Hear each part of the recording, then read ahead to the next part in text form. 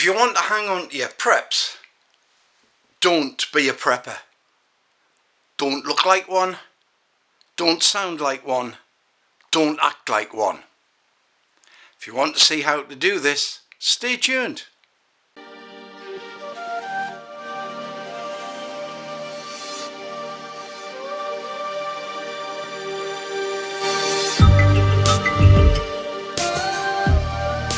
Where does the prepper live? If people know where the prepper lives, the prepper becomes a target for the beggars, the borrowers, and certainly the stealers. Being the grey man is good in the street, but you need to be the grey prepper with grey preps at home. Blend in. If you don't want to be spotted as a prepper, blend in with the crowd. Dress any way you like, but be normal, be ordinary. Just blend into the background. Keep your own style if you want to, but blend in. This is the secret of being the grey man. Be careful who you talk to about prepping, even if it's only in general terms. I was talking to someone about the government recommendations. Their reply was, "When it happens, I'll come round to your house." And that's without me even saying that I was a prepper. On the other hand, I did talk to someone who was telling me about his emergency generator. I now know where to go to get my phone charged when my preps run out. A closed mouth gathers no feet, or rather, a closed mouth gathers no unwanted visitors. Be careful what you say. After all, once it's said, it can't be taken back. So don't discuss your preps with other people who aren't preppers. Better to be silent and look unprepped than have everyone know that you are. As an aside, I found the information in this article from Food Bunker to be most useful and informative. It also has a lot of information about other prepper subjects as well. Watch the news. For example, when COVID was beginning and it was out in the Far East, then was the time to buy hand gel and cleaning materials. Not when it appeared in your neck of the woods. Then it was too late. The shelves were empty. If you're going to buy a large quantity of supplies, split them up. Buy a few in a number of shops out of your area, and if you really want to stay covert, pay cash. Cash is king, and also it's untraceable. If you're going to have things delivered, make sure they're not suspicious.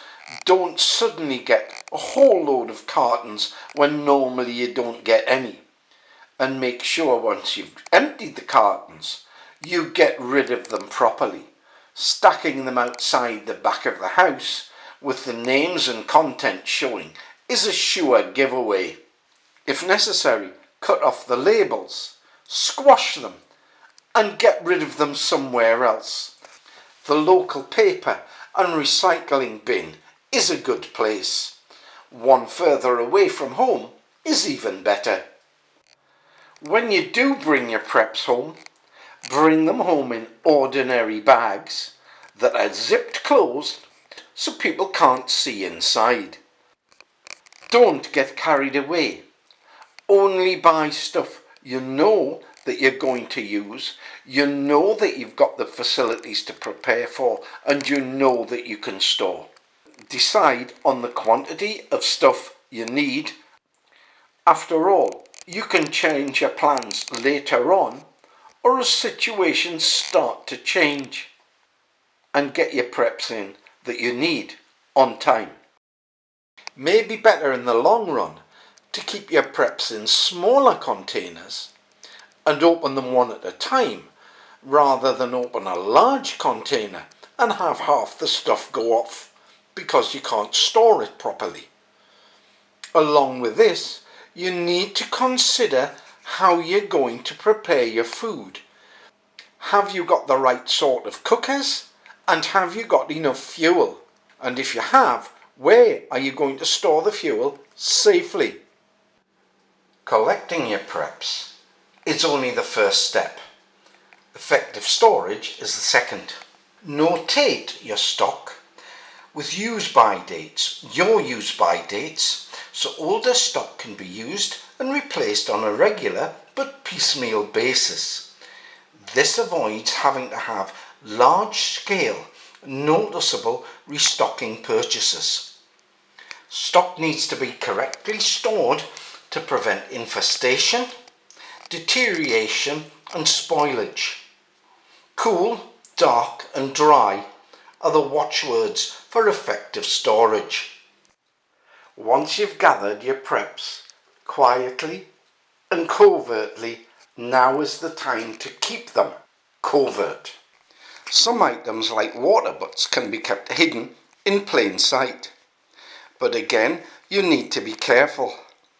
Better to have two 200-litre water tanks, one at the front of the house and one at the back, rather than one 300 that looks big, out of place and unusual and says, "Something's up in this house. What is it?" Don't store your preps in the garage or in a garden shed. They're the first things that people break into when push comes to shove. If your home does get invaded, sooner or later all your preps will be found. However, if you spread your preps and leave some out as a sacrifice that you're prepared to lose, perhaps the looters will move on. They've got what they want. They think they've got everything. Lastly, and most importantly, stay secure. Stay grey. Don't advertise. Don't talk about. Be quiet about your preps. You never know who's watching, so get your preps in covertly. Get them home secretly. Store them safely. And then say nothing.